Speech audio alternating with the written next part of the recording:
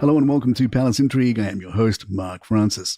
Celtic fans have drawn widespread condemnation after directing offensive chants at the Prince of Wales during Aston Villa's Champions League clash with the Scottish club. As Prince William watched his team from the stands at Villa Park away supporters could be heard chanting, "Lizzie's in a box," and if you hate the royal family, clap your hands. Additionally, Celtic fans displayed a banner glorifying Michael Fagan, the man who infamously broke into the late Queen Elizabeth II's bedroom at Buckingham Palace in 1982, an incident that occurred just days after Prince William's birth. Aston Villa supporters responded by singing the national anthem, attempting to drown out the Republican chants as their team secured a 4-2 victory over the visitors. The conduct of the Celtic fans has been widely criticised, with veteran royal commentator Richard Fitzwilliams telling The Express, "The warped weirdos who chanted vile comments about the late Queen in last night's match in the presence of the Prince of Wales, and those who hung a banner praising Michael Fagan, who broke into the Queen's bedroom in 1982, show pathetic ignorance. Their behaviour is in atrocious taste. Queen Elizabeth's love of Scotland is famous. She chose to spend her last days there. It is good to record that Celtic were beaten by Aston Villa, but sad that some cretinous imbeciles behaved in so disrespectful and bizarre a manner. It is especially regrettable when the King is battling cancer and the Princess of Wales recovering from it." Others have taken to social media to express their disgust. Former Sun editor Kelvin Mackenzie wrote on X, "The thick morons who follow Celtic subjected Prince William, a big Villa fan, to chants of 'if you hate the royal family, clap your hands' and 'Lizzie's in a box' during their defeat at Aston Villa last night. Thousands taunting one man who can't respond. Such nasty bullies." Celtic fans have long been associated with anti-monarchy sentiment. The club was previously fined over £13,000 after supporters unfurled banners reading "F the Crown" during a match against Ukrainian side Shakhtar Donetsk just days after Queen Elizabeth's passing in September 2022. Anti-royal chants have also been a feature at recent games, including "You can shove your coronation up your ass." Harry and Meghan were brutally savaged by comedian John Mulaney in front of Netflix executives who didn't seem to mind. Mulaney's new Netflix talk show, Everybody's Live with John Mulaney, is officially set to debut on March 12th, following the blueprint of his 2024 experiment, Everybody's in LA. The show will be filmed in Los Angeles and feature an eclectic mix of guests, live viewer phone calls, Richard Kind, and Samo, the food delivery robot. Describing the show's premise, he added, "This is a really fun experiment. Not since Harry and Meghan has Netflix given more money to someone without a specific plan." Some in attendance noted the apparent snub of Harry and Meghan during Netflix's Next on Netflix event.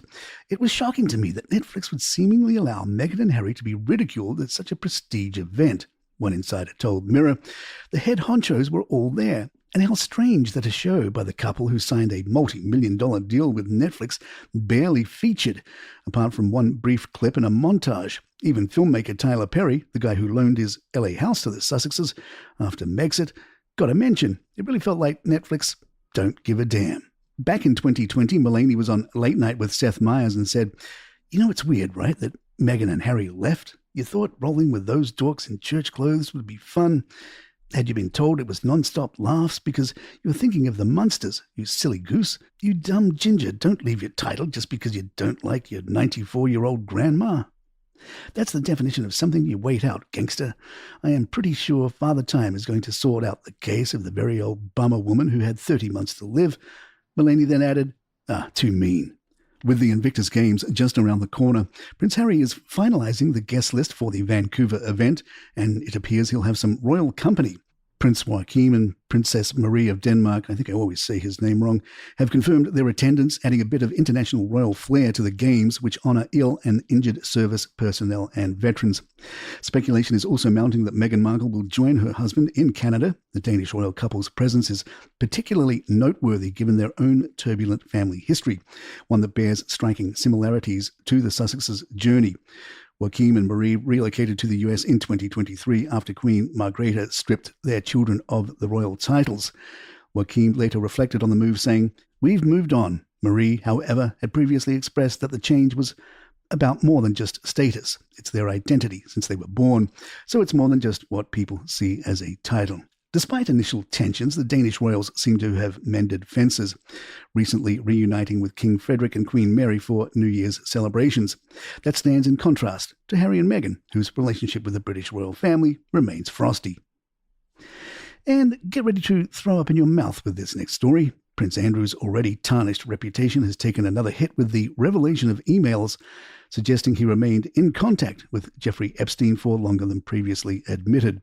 The messages disclosed in a Financial Conduct Authority court filing show an exchange between Epstein and a member of the British royal family, widely believed to be Andrew, weeks after the prince claimed to have cut ties. In a 2019 Newsnight interview, Andrew insisted his last contact with Epstein was their now infamous 2010 Central Park meeting, during which he supposedly ended their friendship. However, newly revealed emails show that in February 2011, Andrew wrote to Epstein, "Keep in close touch and we'll play some more soon." Exclamation, exclamation, exclamation. The emails were submitted as part of the FCA's case against former Barclays boss Jess Staley, who was appealing a ban from the financial industry over misleading regulators about his own Epstein ties. The documents also include an exchange where Epstein invited Andrew to meet Staley in London, reinforcing the suggestion that their relationship continued past the prince's stated timeline. Andrew has long denied any wrongdoing, but stepped down from public life in 2022 after settling a multi-million-pound lawsuit with Virginia Jeffrey, who alleged she was trafficked by Epstein and forced to have sex with the royal. The settlement included no admission of liability. Kate surprised well-wishers in Wales with an unscheduled stop during a royal visit, hopping out of her convoy to greet a 3-year-old girl who had been calling out, "Hello, Princess." The young girl, Lily Rose Logan, handed Kate a banana, prompting a sweet exchange where the princess told her, "I heard you say hello from all the way back there and I wanted to come and see you." In a moment of classic toddler unpredictability, Lily Rose promptly dropped the banana, leading Kate to pick it up for her. The impromptu moment came after Kate's visit to the Welsh knitwear and sock manufacturer Corgi, where she toured the factory, tried her hand at sock making, and was reassured she had passed the test and could start work on Monday. The company, which holds a royal warrant, has made socks for the king, who, according to the owner, prefers an extra long fit. Kate also paid a moving visit to Tai Hafen Children's Hospice, where she left her handprint on a commemorative wall, calling the facility a lifeline. This marks her second unannounced trip to Wales this week as she continues her phased return to royal duties following her cancer treatment. And there you have it. If you'd like to email us, our address is thepalacintrigue@gmail.com. Please follow us on Spotify, Apple, or the app of your choice. And leave us a review of 5 stars if you're enjoying the show. Don't forget, you can get this show along with hundreds of others from Kelleroga Shark Media, commercial free. The link is in the show notes, and you can get shows like Romance Weekly, which is great for this time of the year and Valentine's Day coming up. Just romance, love, stories. Check it out, Romance Weekly, wherever you get your podcasts.